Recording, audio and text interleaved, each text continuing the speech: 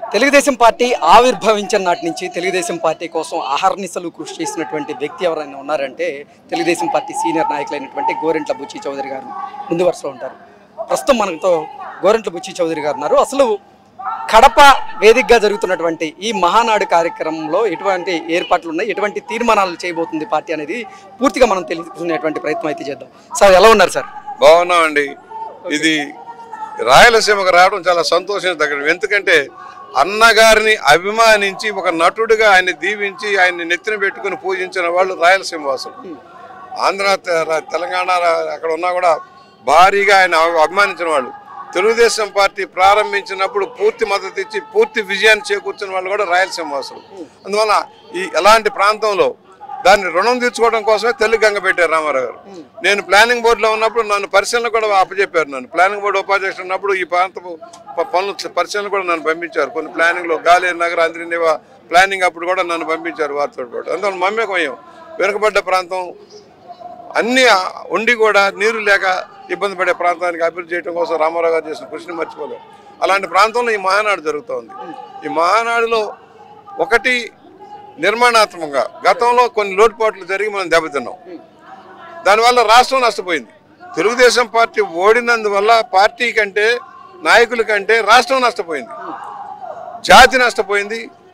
జాతికి గ్రహణం పట్టించారు, క్రీడలకు గ్రహణం పట్టించారు, సాంస్కృతిక వారసత్వానికి నష్టం కలిగించారు, అరాచక ఆటక విధానంలో పరిపాలన కొనసాగింది. తెలుగుదేశం పార్టీ ఫ్రాక్షన్ రాజకీయాలను సమూలంగా తొలగించుకుంటూ ముందుకెళ్తే మళ్ళీ ఫ్రాక్షన్ రాజకీయాలు తెచ్చిపెట్టారు. సొంత బాబాయిల్ని హత్య చేసే స్టైల్కి వెళ్ళిపోయింది. దానికి భిన్నంగా మన తెలుగుదేశం ఉంది. సహనంగా ఇవాళ అందరూ అంటారు తప్పు చేశాడు కదా, అందరినీ ఇబ్బంది పెట్టాడు కదా, ఎందుకు యాక్షన్ తీసుకోలేదంటారు. చంద్రబాబు గారు ఆ స్టైల్ కాదు. పద్ధతిగా వెళ్ళి చట్టం తన పని చేసుకుంటుంది, విచారణ జరుగుతూ వెళ్తుంది. ఇవాళ ఒకటి కార్యకర్తలు ఏ పార్టీకి భారతదేశంలో ఏ పార్టీకి లేనంత కార్యకర్తల స్ట్రెంత్ తెలుగుదేశం ఉంది. ప్రాంతీయ పార్టీగా 1,02,00,000 మంది సభ్యత్వం తీసుకున్నారంటే ఒకసారి ఆలోచన చేయొచ్చు. ప్రతిసారి కూడా కార్యకర్తల ధైర్యంతో మేము గెలుస్తా ఉన్నాం. ఎప్పుడు కూడా లొంగల తెలుగుదేశం పార్టీ కార్యకర్తలే తెలుగుదేశం పార్టీ అధినేత అనేటువంటి నినాదం కూడా బలంగా వినిపిస్తున్నారు. ఈరోజు వాళ్ళకి ఏం చేయాలి, వాళ్ళని ఎలా ఉపయోగించుకోవాలి, ఇవాళ ఉదాహరణకు ప్రజలకు మమేకం చేయాలి. కార్యకర్తని ప్రజలతో మమేకం చేయాలి, కార్యకర్తలు నాయకత్వం ఆదుకోవాలి. ఈ 3 తరాలు చంద్రబాబు గారు తెచ్చి కోట్ల రూపాయలు లక్షల రూపాయలు చేతిలో పెడతాం కాదు కదా. కొంతమందికి సాయం చేయొచ్చు కాక అందరికి చేయలేరు కదా. స్థానిక నాయకత్వం వాళ్ళని ఎంకరేజ్ చేసి వారిని ఆదుకుంటూ వారి స్వయం ఉపాధి అవకాశాలు కానీ అవన్నీ ఇచ్చుకుంటూ వారి బిడ్డలకు ఉపాధి దొరికేలాగా చేసే కార్యక్రమం మేము చేయాలి. వాళ్ళు కూడా ప్రజల దగ్గరికి వెళ్ళి కష్టాల్లో ఉన్న వాళ్ళ దగ్గరికి వెళ్ళి కుటుంబాలను పరామర్శ చేయాలి. మంచి జరుగుతుందో ఏం జరుగుతుందో, ఒకవేళ పంపిణీలో లోపాలు ఉన్నాయా అవన్నీ కూడా కార్యకర్త చేయాలి. కార్యకర్తలకి గైడ్ చేసే విధానం ఇవాళ లోకేష్ గారు కంప్యూటరీకరణ చేసిన తర్వాత సిస్టమ్ మారి వచ్చింది. వీళ్ళందరికీ ఏ విధంగా ఉపయోగించుకోవాలి, వారికి ఎలా గౌరవించాలి. కార్యకర్తే దేవుడు. కార్యకర్తలు అయితే నేను లేను మీరు లేరు. కార్యకర్తలు డౌన్ అయిపోతే ఎలక్షనీరింగ్ జరగదు. అందువల్ల కార్యకర్తలు బలపరచుకోవాలి. 19లో బూతుల దగ్గర కార్యకర్త లేడు, 24లో ఒళ్ళు ఎరగ తీసుకొని పనిచేశారు. ఫలితంగా ఇంత మెజార్టీలు వచ్చాయి. రెండోది పార్టీ కూడా వేవ్స్ మీద ఆధారపడకూడదు, పాజిటివ్ లైన్లోనే రావాలి. వ్యతిరేక ఓటుతో రావటం, వ్యతిరేక ఓటుతో పోవటం అనేది కరెక్ట్ కాదు. పార్టీ ఓన్ స్ట్రెంత్ తోటి నిలబడే స్టేజ్కి వెళ్ళిపోవాలి. ఇవాళ ఇతర పార్టీలో కలిసి మనం ప్రయాణం చేస్తున్నా సొంత కాళ్ళ మీద నిలబడగలిగే శక్తితోటే మనం ముందుకెళ్లాలనేది నాలాంటి వాళ్ళ ఆలోచనలో ఉంటుంది. ఓకే సార్, మహానాడు కార్యక్రమంలో భాగంగా రేపు ఒక కీలకమైనటువంటి తీర్మానం చేయబోతున్నారని, అందులో భాగంగానే తెలుగుదేశం పార్టీ వర్కింగ్ ప్రెసిడెంట్ గా నారా లోకేష్ గారిని ఎన్నుకోబోతున్నట్లుగా ప్రచారం జరుగుతోంది. దాని గురించి ఏమంటారు సార్? ఈ పేపర్లో తెలియదు, రేపు వస్తే చూద్దాం. Easy working already is minister, Panchayati Raj మినిస్టర్గా ఏ విధంగా బ్రహ్మాండంగా చేసాడో చూసాము. ప్రధాన కార్యదర్శిగా ఎలా పనిచేశారో చూసాము. మంచి శక్తి ఉంది, సబ్జెక్ట్ ఉంది, నాలెడ్జ్ ఉంది, ఆల్రెడీ మంచి మెచ్యూరిటీ ఉంది. ప్రధానమంత్రి గారి కన్ను కూడా లోకేష్ గారి మీద పడిందన్న విషయాన్ని మర్చిపోకండి. ప్రధానమంత్రి గారు లాంటి యువ నాయకత్వం ఎలా ఉన్నారు, ఎంత పాజిటివ్గా వెళ్తున్నారు, నూతన విధానంలో ఎలా వెళ్తున్నారని ఆక్రమణ చేసుకునే నువ్వు రా కూర్చొని మాట్లాడే స్టేజ్ వస్తుందంటే లోకేష్ గారిని ఆయనే గమనించాడు. మేము కూడా మొదట్లో ఎలాగా మెల్ట్ అవుతాడండి, జనంలో కలిసిపోతూ ఉన్నాడు, కార్యకర్తల్లో కలిసిపోతూ ఉన్నాడు, ప్రజల్లో కలిసిపోతూ ఉన్నాడు. ఒక సమగ్ర అవగాహన తెచ్చుకున్నాడు. ఆయనకి ఏ అవకాశం ఇచ్చినా పర్లేదు, అవకాశం ఏది ఉన్నా పర్వాలా పని చేయగలడు. కాకపోతే ఏంటంటే టైమింగ్ కుదరట్లా. చంద్రబాబు గారు బిజీ అయిపోతున్నారు. ఆయన డెవలప్మెంట్ 18 గంటలు పనిచేసినా ఆయనకు టైం సరిపోవట్లా. రోజుకు 18 గంటలు చంద్రబాబు గారు పనిచేస్తున్నారు. మా పోటీ వాళ్ళు ఎందుకు సార్ అంత అన్నా కూడా వినిపించుకునే స్టేజ్ కాదు. మరి కొంత టైం కార్యకర్తలకి కావాల్సి, కార్యకర్తలు కొంత టైం వెచ్చించేది కావాల్సిన అవసరం ఉంది. లోకేష్ గారు కూడా టైం కొంత సర్దుబాటు చేయాల్సిన అవసరం ఉంది. వెరీ క్లియర్ ఆ విషయం. దానివల్ల ఆయనకు ఏ పదవి ఇచ్చినా పర్వాలేదు, ఆయన ఇవ్వకపోయినా పని చేస్తున్నాడు, ఇచ్చినా పని చేస్తున్నాడు. Already is elevated. అది ప్రజల వల్ల ఎలివేట్ అయ్యాడు. చంద్రబాబు గారు ఎలివేట్ చేస్తేనో బుచ్చి ఎలివేట్ చేస్తే కాదు, ప్రజల్లోకి వెళ్ళి ప్రజల వల్ల తన కృషితో ఎలివేట్ అయ్యాడు. ఓకే, అంటే వైఎస్ఆర్సీపీ ప్రభుత్వ హయాంలో జగన్మోహన్ రెడ్డి ముఖ్యమంత్రిగా ఉన్నటువంటి సమయంలో ఆంధ్రప్రదేశ్ రాష్ట్రానికి గ్రహణం పట్టిందని ఇందాక మీరు అన్నారు. దానికి ఉదాహరణగా చెప్పుకోవాలంటే ఇప్పుడు ఆంధ్రప్రదేశ్లో మద్యం కుంభకోణం అనేది సంచలనం రేపుతూ ఉంది. మద్యం కుంభకోణంలో ప్రమేయం ఉన్నటువంటి వైకాపా నాయకులు ఒకరి తర్వాత ఒకరు అరెస్ట్ అవుతూ ఉన్నారు, అధికారులు కూడా అరెస్ట్ అవుతూ ఉన్నారు. ఈ నేపథ్యంలోనే అసలు మద్యం కుంభకోణంలో మహానాడు కార్యక్రమం తర్వాత వైకాపా అధినేత జగన్మోహన్ రెడ్డి కూడా అరెస్ట్ అవడం ఖాయం అనేటువంటి ప్రచారం జరుగుతోంది. దాని మీద ఏమంటారు సార్? ఎంత దుర్మార్గం కాకపోతే మహానాడు ఆపేయండి, కరోనా వస్తుంది అంత ఒళ్ళు జలదరింపేంటి? నువ్వు పెట్టలేవు, మీటింగ్లు పెట్టలేవు, నడపలేవు. నువ్వు దోచుకోవడం దాచుకోవడం తెలుసు నీకు. దాచుకోవడం తెలియదు. ఇవాళ రాష్ట్రం నాశనం అయింది. ఎందుకు? నువ్వు ఏదో బటన్ నొక్కానంటూ ఆ వంకతో దోచేసావు. స్థానిక సంస్థలు నిర్వీర్యం చేసావు. అభివృద్ధి అనే లేదు. ఒక రోడ్డు కానీ, రైలు ప్రాజెక్టులు కానీ, నేషనల్ హైవే అన్నీ ఆగిపోయినాయి. ఏది ప్రయారిటీలు నీది కనీసం ఇంగిత జ్ఞానం లేదు. పోలవరం ప్రాజెక్ట్ ఆపడం ఏంటి? దుర్మార్గం కాక. పోలవరంలో నువ్వు చేసిన నిర్వాహకం వల్ల వాళ్ళ ఖర్చు తడి అయిపోయింది. డయాఫ్రామ్ వాళ్ళు నేను వెళ్ళా అంతకుముందు, ఆయన సకాలంలో ఆ గ్యాప్ కనుక పూర్తి అయి ఉంటే, ఆ కాంట్రాక్ట్ కనుక కంప్లీట్ చేస్తుంటే అసలు డయాఫ్రామ్ పోయేదే కాదు. నువ్వు చేసిన వల్ల వాళ్ళ డయాఫ్రామ్ మళ్ళీ 1000 కోట్లు ఖర్చు పెట్టి చేసే పరిస్థితి టైం బాగుంది. ఇది ప్రాబ్లం అవుతుంది. అలాగే అమరావతి ఎందుకు ఆపేసావు? నువ్వు హైకోర్టు పెడతానికి తీరిక లేకపోయిందా? ఎందుకు మాట్లాడలేక కేంద్రంతో సఖ్యతగా కలిసావు కదా. తెలంగాణ రాయలసీమలో హైకోర్టు బెంచ్ పెట్టాలన్నప్పుడు నువ్వు పెట్టించలేకపోయావా? 3 రాజధానులు ముచ్చటన్నావు, డ్రామా ఆడేసావు. అసలు ఈ అభివృద్ధే లేదు. Education system failure, medical and health failure. A system అయినా సరిగా నడిచిందా? క్రీడలు ఉన్నాయా? క్రీడా రంగం ఫెయిల్యూర్.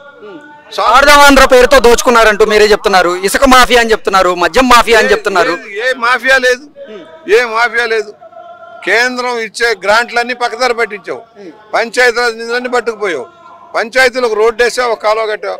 లోకేష్ గారు మంత్రిగా కొత్త బాటలు పరిచారు. రోడ్లు, కాలువలు, వేస్ట్ మేనేజ్మెంట్ ప్లాంట్లు బ్రహ్మాండంగా కట్టాం ఆ రోజులో. మరి 19 నుంచి 24 దాకా ఎందుకు కట్టలేదు? అందువల్ల రాష్ట్రం నష్టపోయింది. ఇతర రాష్ట్రాలు దూసుకుపోయాయి. పెట్టుబడి పెట్టే వాళ్ళు పారిపోయారు. పెట్టుబడులు లేవు, పరిశ్రమలు లేవు. ఇతర రాష్ట్రాలు ఆర్థిక సంస్కరణ పొరుగుపుచ్చుకొని చంద్రబాబు తీసుకునే వల్ల హైదరాబాద్కు మేలైంది. అదే మనం కట్టుబట్టలతో వచ్చాం. కొత్త రాజధాని లేక వచ్చాక ఒక ప్రయత్నం మొదలైంది. రైతులు త్యాగాలతో మొదలైంది. దాన్ని నాశనం చేసావు, అరాచకం సృష్టించావు, కేసులు పెట్టావు. ఇవాళ ఏమైంది? మళ్ళా పునర్నిర్మాణం చేసుకుంటూ ముందుకెళ్తున్నాం.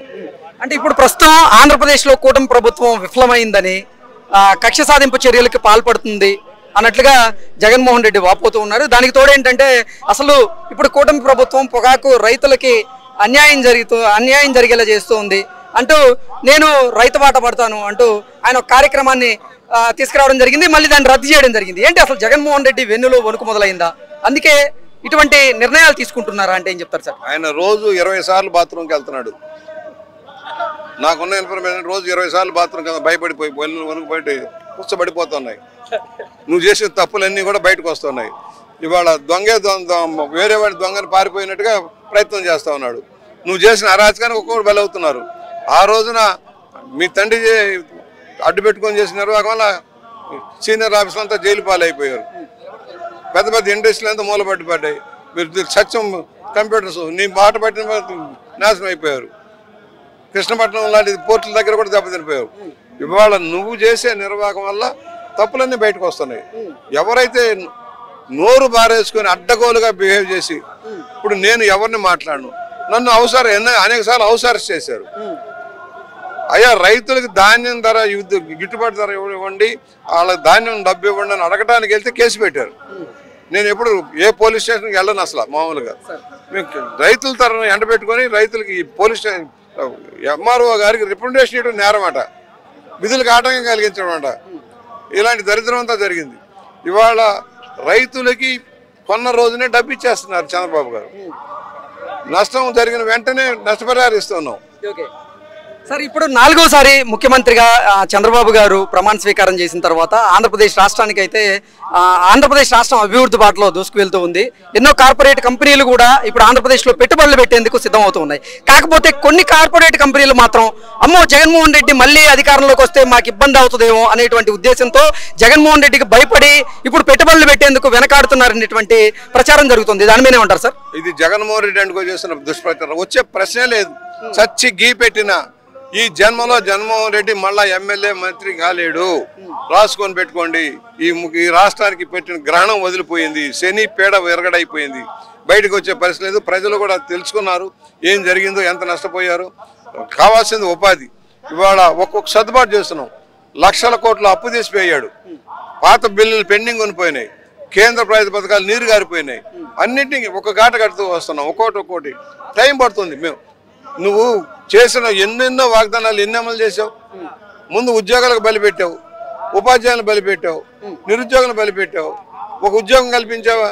ఇవాళ రావడంతో 16,340 ఉద్యోగాలు, టీచర్ ఉద్యోగాలు వచ్చే నెల భర్తీ చేస్తున్నావు. 6,000 పోలీస్ కానిస్టేబుల్ ఉద్యోగాలు భర్తీ చేస్తున్నావు. పరోక్షంగా ప్రైవేట్ రంగంలో 4 లక్షల ఉద్యోగాలు ఆల్రెడీ గ్రౌండ్ అవుతున్నాయి. నువ్వు చేసింది ఏంటి? ఇండస్ట్రీ వాళ్ళు భయపెట్టావు, భూములు కబ్జా చేసావు. ఇవాళ ముందు ల్యాండ్ టైటిల్ యాక్ట్ రద్దు చేసి ప్రజలను కాపాడాం. ముందు అది భయపడాలి.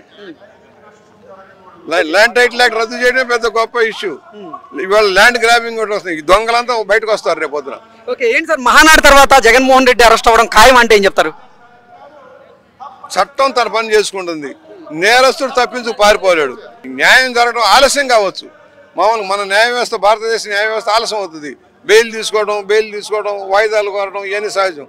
అలా లేట్ అవ్వచ్చు. కానీ ఆల్రెడీ సుప్రీంకోర్టు 1 yearలోనే రాజకీయ దోషుల్ని, ఆర్థిక నేరగాళ్ళని పట్టుకోమన్నా కూడా తప్పించుకోవడానికి అవకాశం లేదు. ఒకటి అయింది కదా, గాలి జనార్దన్ రెడ్డి బొక్కలోకి పోయాడు. ఆయన తర్వాత వాటా ఈయనదే కదా. గాలి జనార్దన్ రెడ్డి చేయించిందంతా ఈయనే కదా పరోక్షంగా. ఇవాళ అన్ని బయటకు వస్తున్నాయి. ఇవాళ నేనేమంటాడు, ఓకే విజయసాయి రెడ్డి వాళ్ళు లిక్కర్లో దోచుకున్నారని చెప్పాడు. నేను సంతకం పెట్టలేదుగా అంటాడు. అదేంటో మన లాజిక్ అర్థం చేసుకోండి. విజయసాయి రెడ్డి వాళ్ళు చేసుకున్నారు, వాళ్ళ మధ్య ఆటలన్నీ ఆడే పట్టుకుపోయారు అని అంటే నేరాన్ని ఒప్పుకుంటున్నావు. కానీ నేరం నాది కాదు, ఆకలిది అన్నట్టుగా నేను సంతకాలు పెట్టలేదు అంటాడు. కానీ జగన్మోహన్ రెడ్డి ఏమో అసలు విజయసాయి రెడ్డి చంద్రబాబు గారికి, టీడీపీకి అమ్ముడు పోయాడు అంటూ ఆయన వ్యాఖ్యలు చేస్తున్నారు. దీన్ని ఎలా చూడాలి సార్? అసలు నీ సాక్షి పేపర్ పెట్టించేది నేనేం చదువుతున్నాడు కదా విజయసాయి రెడ్డి. కిట్ ప్రో కోసం డబ్బు తెచ్చి పెట్టాను, ఆ డబ్బంతా నువ్వే వాడుకున్నావు. సరే, వాళ్ళ చెల్లి తల్లి రోడ్డు ఎక్కారు కదా, బాబాయ్ కేసు రోడ్డు ఎక్కింది కదా, కోడికత్తి కేసు ఎంత డ్రామాలు, కోడికత్తి కేసు ఎంత డ్రామా ఆడాడు. ఎందుకు సాక్ష్యం చెప్పు? అంత నేను నిజంగానే హత్య చేయబోయి ఉంటే నువ్వు కోర్టుకు వెళ్ళి ఎందుకు చెప్పవు సాక్ష్యం? నెంబర్ 1. బాబాయ్ హత్య కేసుని గుండెపోటుగా చిత్రం ఎందుకు ప్రయత్నం చేసావు? నువ్వు 5 ఏళ్ళ అధికారంలో ఉండి ఆ కేసుని ఎందుకు ఛేదించలేకపోయావు? అదే నీ దోషిత్వం. పరిటాల రవి హత్య దగ్గర నుంచి కూడా ఈయన ప్రమేయం ఉందండి. అనేక రాయలసీమలో జరిగిన అనేక హత్యల్లో పరోక్ష ప్రమేయం జగన్మోహన్ రెడ్డి ఉంది. ఒక్కోటి అన్ని వెలుగులోకి వస్తాయి. సార్, ఏంటి రాజధాని నిర్మాణం, అమరావతి రాజధాని నిర్మాణం 2027కి పూర్తయ్యేటువంటి అవకాశం ఉందా ఈసారి? అంటే ఏం చెప్తారు? వెంటనే పూర్తి కాదండి. మెయిన్ స్ట్రక్చర్లన్నీ అయిపోతాయి. వాళ్ళ 56-60 వేల కోట్లతో పనులు నడుస్తుంది, వేగంగా పుంజుకుంటుంది. రాబోయే 4 years స్పీడ్గా అవుతుంది. కానీ రాజధాని ఫుల్ షేప్లోకి వెళ్ళడానికి ఇట్ మేడ్ 20-30 years. హైటెక్ సిటీ పెట్టింది 96-97 మొదలైంది. ఈ స్టేజ్కి రావడానికి ఎన్నేళ్ళు పట్టింది? 37 ఏళ్ళు పట్టింది. దాదాపుగా 27 ఏళ్ళు పట్టింది. అంతేనా? 27-28 ఏళ్ళు పట్టింది. రాజధాని అంతే అవుతుంది. ఇవాళ ఈ తఫా ఏంటంటే డీసెంట్రలైజేషన్. ఇవాళ చంద్రబాబు గారు విజన్ వేశారు. విజన్ ప్రకారం వివిధ ప్రాంతాలు, వివిధ జిల్లాల్లో వెనుకబడ్డ ప్రాంతాలకు అవకాశాలు ఇస్తూ వెళ్తున్నారు. కాన్సన్ట్రేషన్ ఉండదు. అమరావతి, ఉత్తరాంధ్ర, రాయలసీమ, ఏ ప్రాంతానికి కాకుండా డెవలప్మెంట్. ఓకే సార్, ఫైనల్గా చెప్పండి, అసలు తెలుగుదేశం పార్టీ ఆవిర్భవించిన నాటి నుంచి కూడా ఎంతో కృషి చేశారు మీరు తెలుగుదేశం పార్టీ కోసం. అసలు ఏంటి సార్ ఈ వయసులో ఇంత ఎనర్జీగా ఎలా పనిచేయగలుగుతున్నారు? కార్యకర్తల బలం, ప్రజలు ఇచ్చిన సపోర్టు, నీతిగా నిజాయితీగా ఉన్నాం. ఇప్పుడు నేను ఎంతో స్ట్రాంగ్గా ఫైట్ చేసి 5 ఏళ్ళు. జగన్మోహన్ రెడ్డి నన్ను ఏమైనా చేయగలిగాడా? ఎందుకు చేయలేదు? నా దగ్గర బలహీనతలు లేవు. నేను తప్పులు చేయలే, నీతివంత. నా ఆస్తులన్నీ పోగొట్టుకున్నా, భారీ నా ఆస్తులన్నీ పోయాయి. నీతిగా ఉన్నాను, ఎక్కడ చిన్న మిస్టేక్ కూడా చేయలే. సంపాదించాలన్న ధ్యేయం లేదు, పోయిందన్న బాధ లేదు. ఉన్న దాంట్లో తృప్తిగా పనిచేస్తాం. కార్యకర్తల బలం నాకేంటంటే రాజమండ్రి చుట్టుపక్కల ఎక్కడన్నా గెలవగల ధైర్యం సత్తా ఎందుకు ఇచ్చారు కార్యకర్తలు. 40 మమేకం అయిపోయాం. పార్టీ రామారావు గారు ఇచ్చిన అభిమానం, నాకు పదవులు ఏది ఉన్నా లేకపోయినా రామారావు గారు అభిమానంగా చూశారు. ఆయన కట్టుబడి పనిచేసాం ఆఖరి దాకా. చంద్రబాబు గారి మీద ఫైట్ చేసాం రామారావు గారి కోసం, మర్చిపోకండి. దేనికోసం? చంద్రబాబు గారి కోపం కాదు, రామారావు గారు ఆఖరి దాకా ఆయన సుఖంగా ఉండిపోవాలన్న భావంతో కృషి చేసాం. ఆయన తర్వాత చంద్రబాబు గారు అవకాశం ఇచ్చారు, నా పని నేను చేసుకెళ్తున్నా. ఎమ్మెల్యేగా బీఫారం ఇస్తున్నారు, గెలుస్తున్నారు, వస్తున్నారు, నా పని చేస్తున్నారు. Okay sir, thank you so much sir. Thank you.